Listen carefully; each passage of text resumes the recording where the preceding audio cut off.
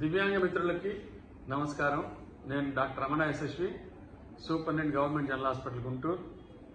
ఇవాళ చాలా మంది దివ్యాంగులు నన్ను అడిగే ఒక ముఖ్యమైన ప్రశ్నకు సమాధానంగా ఈ వీడియో తీసుకొస్తున్నాను.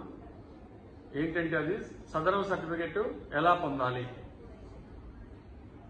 మీకు తెలుసు, ఇవాళ రోజున దివ్యాంగులకు సదరం సర్టిఫికెట్ చాలా ఇంపార్టెంట్.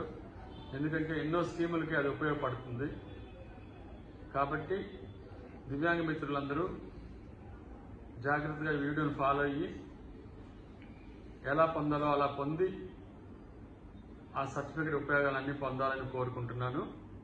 సో మీరు మీ దగ్గరలో ఉన్న గ్రామ సచివాలయాన్ని కానీ, మీ ఆధార్ కార్డులో ఉన్న నంబరు అడ్రస్ ప్రకారం మీ దగ్గరలో ఉన్న గ్రామ సచివాలయానికి కానీ, మీ సేవా కేంద్రానికి కానీ వెళ్ళి ఆధార్ కార్డు, ఫోటోలు ఇచ్చి మీ క్రెడెన్షియల్స్ అన్ని ఇస్తే, మీరు 90 అవన్నీ చేస్తే వాళ్ళు మీకు సదరం స్లాట్ ఇస్తారు. ఈ సదరం స్లాట్ ప్రతి 3 నెలలకు ఒకసారి ఓపెన్ అవుతుంది. మీరు అందుకని అలర్ట్గా ఉండాలి. వాళ్ళు పేపర్ నోటిఫికేషన్ ఇస్తారు. అప్పుడు వెళ్ళి మీ స్లాట్ బుక్ చేసుకుంటే మీకు ఆ స్లాట్ అంటే ఏంటంటే అది ఏ ఆసుపత్రిలో ఇస్తారు, ఏ రోజు ఇస్తారు, ఎన్నింటికి ఇస్తారు, అలాగూ ఆ స్లాట్ మీద అన్ని రాసి ఉంటాయి. మీరు ఏ జిల్లా వాసులైతే ఆ జిల్లాకే యూజువల్గా ఇస్తారు, ఇంకో జిల్లాకి ఇవ్వరు. కానీ కొన్ని ప్రత్యేకమైన కండిషన్స్ లో మీ దగ్గరలో ఉన్న ఎవరైనా నేతలు మీ గురించి చెప్తే వాళ్ళు అప్పుడు ఏమన్నా లాక్ ఓపెన్ చేసి అట్లా ఏమన్నా ఇంకొక జిల్లాకి ఇస్తారేమో. కానీ యూజువల్ గా మీ ఆధార్ కార్డులో ఉన్న చిరునామా బట్టి మీకు ఆ జిల్లానే ఇస్తారు. ఒకవేళ ఉదాహరణకి గుంటూరు జిల్లా తీసుకుందాము. గుంటూరు జిల్లాలో 4 కేంద్రాలు ఉన్నాయి. Vemuru, Nuthakki, Tulluru, government general hospital, GGH Guntur. ఈ 4 ఎక్కడైనా ఇవ్వచ్చు. మీ దగ్గరలో చూసి ఇస్తారు. లేకపోతే స్లాట్ ముందే బుక్ అయిపోయి అక్కడ ఖాళీ లేకపోతే ఇంకో హాస్పిటల్కి ఇస్తారు. లేదు అంటే ఫైనల్ గా జీజీహెచ్ కూడా ఇస్తారు. జీజీహెచ్ లో ముందు ఫిల్ అయిపోతాయి. ఇది సో మీరు స్లాట్ తీసుకున్న తర్వాత మీకు తుళ్లూరు ఇచ్చారా, నూతక్కి ఇచ్చారా, వేమూరు ఇచ్చారా, జీజీహెచ్ ఇచ్చారా చూసుకొని, ఏ రోజు ఇచ్చారో చూసుకొని ఆ రోజు ఆ టైంకి అక్కడికి వెళ్తే వాళ్ళు మీకు ఆ సర్టిఫికెట్లు ఇస్తారు. ఇది సర్టిఫికెట్ పొందే పద్ధతి. గుంటూరులో అయితే మీకు తెలుసు, గుంటూరు అయినా, వేమూరు అయినా, నూతక్కైనా, తుళ్లూరు అయినా సరే మంగళవారం శుక్రవారమే ఈ సర్టిఫికెట్లు ఇస్తారు. మంగళవారం శుక్రవారం గవర్నమెంట్ జనరల్ హాస్పిటల్కి వస్తే ఇక్కడ 4 మీకు తెలుసు, శారీరక వికలాంగత ఓహెచ్ అంటాం. అంటే ఆర్థోపెడికల్లీ హ్యాండిక్యాప్డ్, అంటే పోలియో, కాళ్ళు లేకపోయిన వాళ్ళు, ఇలాంటి వాళ్ళకి, సెర్బ్రల్ పాలసీ ఇలాంటి వాళ్ళకి. రెండోది బదిరీలు, అంటే చెవుడు ఉన్న వాళ్ళకి ఈఎన్టీలో ఇస్తారు. 3 దృష్టి లోపం ఉన్న వాళ్ళకి, అంటే ఏంటంటే వీళ్ళ ఐ ఆఫ్థల్మాలజీలో ఇస్తారు. అంటే కళ్ళు కనపడిపోవడం, గుడ్డివారు అని అర్థము. ఇంకా 4 వచ్చేసి మానసిక వికలాంగులు, అంటే పూర్తిగా వీళ్ళకి మనోవైకల్యం ఉండి వాళ్ళకి ఏమీ తెలియదు అన్నప్పుడు వాళ్ళకి సైకియాట్రీ డిపార్ట్మెంట్ లో ఇస్తారు. సో ఆర్థోపెడిక్స్ అయితే గవర్నమెంట్ హాస్పిటల్లో 14వ నంబర్ ఓపీ. అలాగే కనుక మీకు ఈఎన్టీ అయితే మీకు 25వ నంబరు. అలాగే ఐ అయితే 28వ నంబరు. అలాగే మానసిక వికలాంగత్వం అయితే 21వ నంబరు. ఇంకొకటి ఉంది నరమల వికలాంగత్వం, అంటే హెమిప్లీజియా ఉంటుంది కదా, అంటే పక్షవాతం, వాళ్ళకి 10A నంబరు ఉంటుంది. వీళ్ళందరికీ కూడా ఈ కౌంటర్లో వాళ్ళ వికలాంగత్వం బట్టి మంగళవారం శుక్రవారం పొద్దున 10 నుంచి మధ్యాహ్నం 2:30-3 దాకా ఇస్తారు. అలాగే ఈ వికలాంగత్వం మీకు ఆడియోమెట్రీ పెట్టి చూస్తారు ఈఎన్టీ అయితే. అట్లా వాళ్ళు టెస్టులు చేసి మీకు వికలాంగత్వం ఉందా లేదా చూసి మీకు ఎంత పర్సెంటేజ్ వస్తుందో కంప్యూటర్లో నమోదు చేస్తారు. ఈ కంప్యూటర్లో నమోదు చేస్తారు కాబట్టి డాక్టర్లు కూడా ఎంత పర్సెంటేజ్ వస్తుందో తెలియదు. మీకున్న వికలాంగత్వాన్ని కంప్యూటరే అది మీకు అది క్యాలిక్యులేట్ చేసి వేస్తుంది అక్కడ. అందుకని దీన్ని మీరు అక్కడే డాక్టర్ని ఎంత పర్సెంటేజ్ వస్తుంది, ఎంత వస్తుందో అంత వస్తుందో అని అడగొద్దు. ఏ డాక్టర్ చెప్పలేదు. అలాగే మీ ఇంటికే ఈ వికలాంగుల సర్టిఫికెట్, సదరం సర్టిఫికెట్ వచ్చేస్తుంది వారం 10 రోజుల లోపు. ఎందుకంటే డాక్టర్లందరూ ఇక్కడ సంతకం చేసి, మళ్ళీ బోర్డు కాబట్టి ఇది, మళ్ళీ హాస్పిటల్ సూపరింటెండెంట్ ఇట్లా కొంతమంది సంతకాలు ఉంటాయి. అవన్నీ అయిన తర్వాత మీకు వారం 10 రోజుల్లో మీ ఇంటికే, మీ చిరునామాకి, మీకు మీ ఆఫీసు, మీ సేవా కేంద్రాలు కానీ, మీ అదేంటి మనకి మీ సెక్రటేరియట్, అంటే మన సచివాలయం, గ్రామ సచివాలయాలు వెళ్తే వాళ్లే ఇస్తారు. సో వాళ్ళు పిలిచి మీకు ఫోన్ చేసి ఇస్తారు. ఎందుకంటే మీ ఫోన్ నెంబర్ అన్ని చోట్ల ఉంటుంది కాబట్టి. ఇది అట్లాగే మీ ఫోన్ నెంబరు మీకు మీ మీ ఆధార్ కార్డుకి అనుసంధానమై ఉంటేనే ఇది వస్తుంది. యూజువల్ గా ఈ సదరన్ సర్టిఫికెట్లు 2 రకాలుగా ఉంటాయి.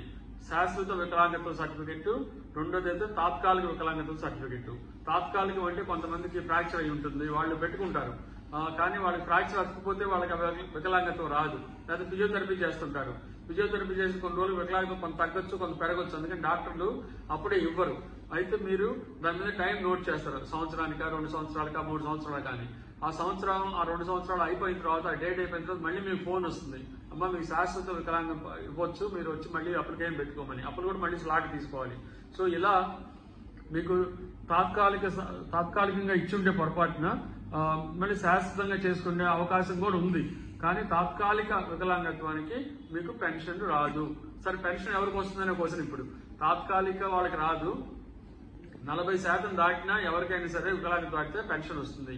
మీరు ఈ పెన్షన్ కోసం మీరు మీ దగ్గరలో ఉన్న ఎంఆర్ఓ గారి దగ్గరికి వెళ్తే మీ ఈ సదరన్ సర్టిఫికేట్ పట్టుకొని వాళ్ళు ప్రాసెస్ చేసి మీకు నెల పెన్షన్ వచ్చేలా చేస్తారు. ఈ పెన్షన్ ఇవాళ రోజున 6,000 రూపాయలుగా నెలకి ఉంది. సో కాబట్టి మీరు జాగ్రత్తగా ఈ సర్టిఫికేట్ తీసుకొని ఆ సర్టిఫికేట్ మళ్ళీ జాగ్రత్తగా పెట్టుకోవాలి. ఇది మళ్ళీ పోతే మళ్ళీ ఇంకో సర్టిఫికేట్ పొందాలంటే మళ్ళీ సదరన్ స్లాట్ తీసుకోవాలి. పోయిందని మీరు అది ఆ సదరన్ మీకు ఆ స్లాట్ అన్లాక్ చేయాలి, పోయిందని కంప్లైంట్ చేయాలి, స్లాట్ అన్లాక్ చేయాలి, మళ్ళీ కొత్త స్లాట్ తీసుకోవాలి. చాలా టైం పడుతుంది ఇది. అందుకని జాగ్రత్తగా ఉంచుకోవాలి ఈ సదరన్ సర్టిఫికేట్. ఎందుకంటే వికలాంగుల్లో స్టూడెంట్స్ ఉన్నారు, చదువుకు ఉపయోగపడుతుంది, లేకపోతే బాగా చదువుకున్నారు, వాళ్ళ ఉద్యోగానికి ఉపయోగపడుతుంది. మీరు పారేసుకుంటే మళ్ళీ ఇంత ప్రాసెస్ అవుతుంది, మళ్ళీ ఒకసారి మీరు ఉద్యోగాన్ని కోల్పోవచ్చు, లేకపోతే మీరు నెల వచ్చే పెన్షన్ కూడా కోల్పోవచ్చు.